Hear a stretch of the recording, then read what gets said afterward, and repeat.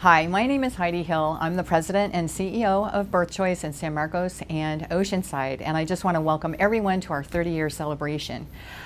Birth Choice began in 1987, and over the years, our mission has always remained the same, and that is to respect every client who comes into our centers, providing her with the information, the support, and the education that she needs so that she can make a well-informed decision.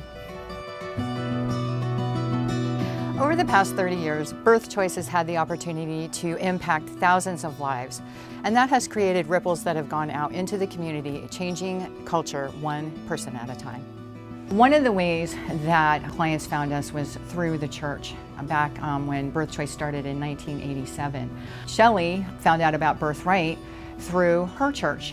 Her life has not been the same as a result of that. Through the care that she received from Birth Choice and the welcoming arms of her church community, her life is now in a very, very different place from the beginning of her story. By the time I was about 11, I was drinking, doing drugs, 13, sexually active. My boyfriend was a lot older than I was. He was in and out of jail all the time. Obviously I was attracted to him for some reason. He gave me attention and I really liked that, and found myself pregnant at 15. My mom actually found out, and she was really upset, said that she wasn't going to take care of it. I was going to need to get an abortion and that my boyfriend was going to have to pay for it. I ran away and thought, I'm going to go take care of it. This is my problem, not theirs. And so I went to my boyfriend's mom's house, and she actually took me to Planned Parenthood. And there I got the pregnancy test, and I had been on drugs, so they had said, you're pregnant, your baby's going to be deformed, you need to get an abortion. I became really depressed and suicidal and ended up in San Luis Rey Hospital for a month till my insurance ran out.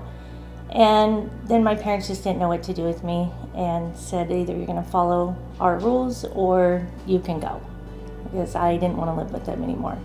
So I moved in with a friend and her family, and again for my boyfriend, and then within 10 days he had been arrested again. So here I left my whole family, and then for nothing, really. Ended up living with her for almost a year. And then during that time is when I met Chris and had been invited to go to church. I started to go to church, but didn't really know anything about God. And a couple months after that, became pregnant again. I was 16 then, and my first thought was, I need to get an abortion. And so I was about 7 or 8 weeks, and I scheduled an abortion, and a friend of mine took me to get the abortion. And right before we left, I was running a little bit late, so I called and just wanted to make sure that they were still going to be there. It was down in San Diego.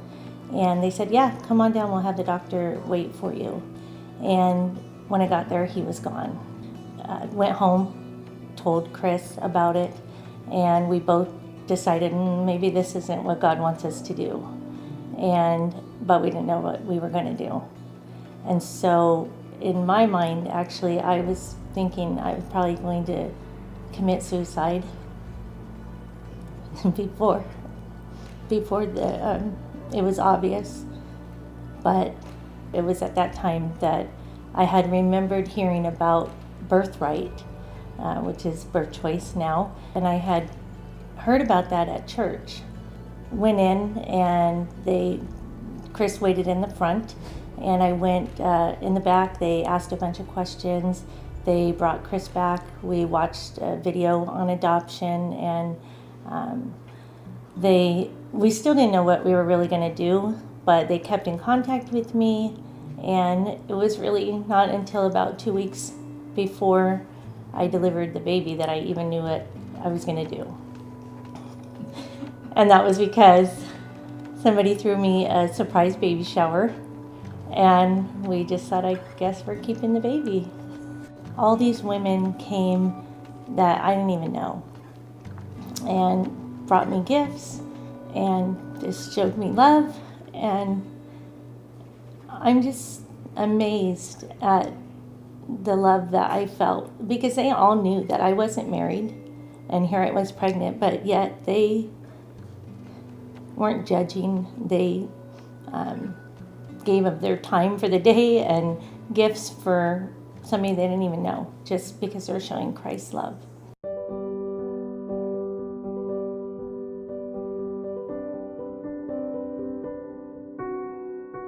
CareNet put out a figure the other day that says that 40% of all women who receive an abortion are practicing Christians. One of the things that Birth Choice really has a strong desire to do is to partner with local churches. Birth Choice provides services, education, and fertility awareness to women, but the church does what they do well, and that is to provide the love of Jesus Christ, a sense of community and belonging that will follow a woman throughout her life in the future. So the number one resource that we have in bringing people to Birth Choice has always been friends. Throughout history, I think friends will always be that connection that people turn to in a time of need. And so Desiree found us through the friend. I came across Birth Choice when I was 16 years old through a friend. She actually brought me here. I took about 3 pregnancy tests at home, and then she said, well, let's go to this place that I know that I've seen, and she just drove me here. So I was 16 and pregnant and didn't know kind of what to do or where to go, who to tell first, and didn't really know the next decisions that need to be made. I just knew I was pregnant. I did tell my boyfriend at the time, and he just rejected the whole thought of even a child. He just assumed that I would have an abortion. And so I knew there was no help or anything positive coming from that side or situation. We didn't have insurance, so I had to go get emergency Medi-Cal for my pregnancy. And when I went in there, the social worker pretty much told me that it was going to be, that they were going to approve me for Medi-Cal, but it was going to be cheaper for them if I would have an abortion, because he let me know that likely myself and my daughter would remain in the system until she was, 18 years old. And so if I had an abortion, I would eliminate that process for them. You're told something like, it feels terrible. It feels like, you just feel like you're at the bottom of everything. So when I came here, there was a little older lady who took me back, and the thing that she said to me that stood out the most was that at 21 days, my baby had a heartbeat. And so at that time, I already knew I was past that. So that clicked for me that my baby was alive, that it wasn't just okay to have an abortion. I knew that there was life and that I had some big decisions to make. Coming here to Birth Choice was one of those that just added to make me realize that I could do it and things were going to be okay. My daughter's father did leave, and then about 18 and a half, got a little apartment for me and my daughter, continued on raising her as a single mom until she was about, I'd say, 2, and then that's when her dad came back, and he decided that he wanted to be a part of her life. He was mentally and physically abusive, so emotionally abusive. And so, unfaithful. So, the longest we actually were ever together was about a 10-month period. He was in and out of jail. And so, I always had the kids. So I would say from the time I was 16 on, like something had to click in my mind that I had to survive and I had to take care of my kids. And that's what I did. And that's what we've been doing for the past, I don't know. I look at my daughter at 14 and I see her now, and I feel as though with the hand of God, I've been the one who's raised her.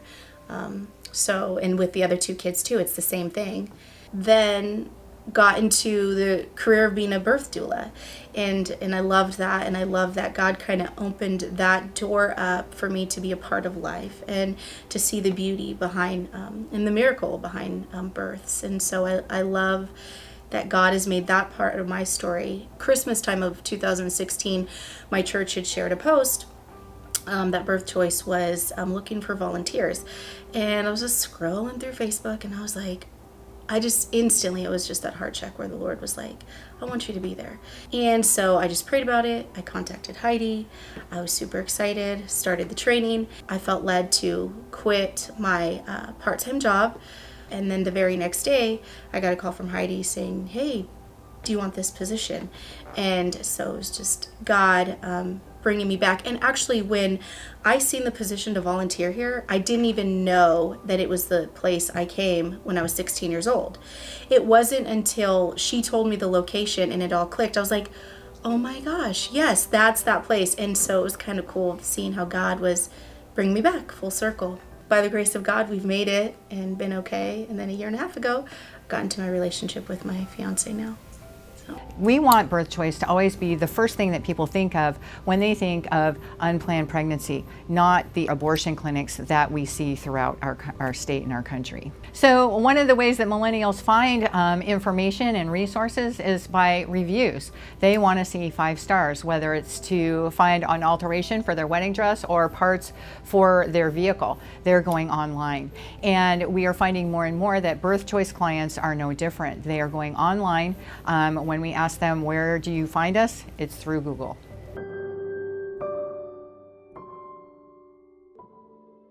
When I came across Birth Choice, I was actually Googling online, finding different trying to find different programs to see what I was trying to do, see if I was actually pregnant. And because previously I had an abortion just because I was scared, like I didn't know what I was going to do. When having a fit child, I didn't know what I was going to do. So I called and I talked to the receptionist, and she was also absolutely amazing too, because I was crying at the time, and so she was just like, it's okay. Then she asked me, did I want to come to Oceanside or San Marcos? Walked me through the adoption. She walked me through everything, did the pregnancy test, and I still was confused. I was scared, like, just, I don't know. It was just 5 kids, just like, I'm 26, 5 kids, what I'm gonna do? Like, it was scary. She gave me a time to come back and do the ultrasound truck, and so I came back maybe a week later. I wanted to do adoption, like more so adoption, just to, I don't want to get rid of it, you know, it is a life. So it's just like, when I was at the ultrasound, and she was just like, I think, pretty sure she was 24, and she had 7 children. And it was just like, well, maybe I can do it, and I was scared. She was just talking to me about having faith, and you can do it, and stuff like that, and it's very welcoming. Like, they don't, Miss Ramona and Miss Mary, they didn't judge at all. For just the welcoming to make you feel like, okay, maybe I chose the right choice. Maybe I chose the right choice to come here, you know, instead of somewhere else, you know. When I previously did the abortion, I had went to Planned Parenthood, and there it was more, I would never do it again, oh my God. But it was more scary. They weren't welcoming at all by any means. And it was just like, okay, let's get this done and get it over with, you know. And Birth Choice is just like, well, how can we help you? That extra push is what guided me to keep Ava. And so I'm happy I did that, because she's amazing.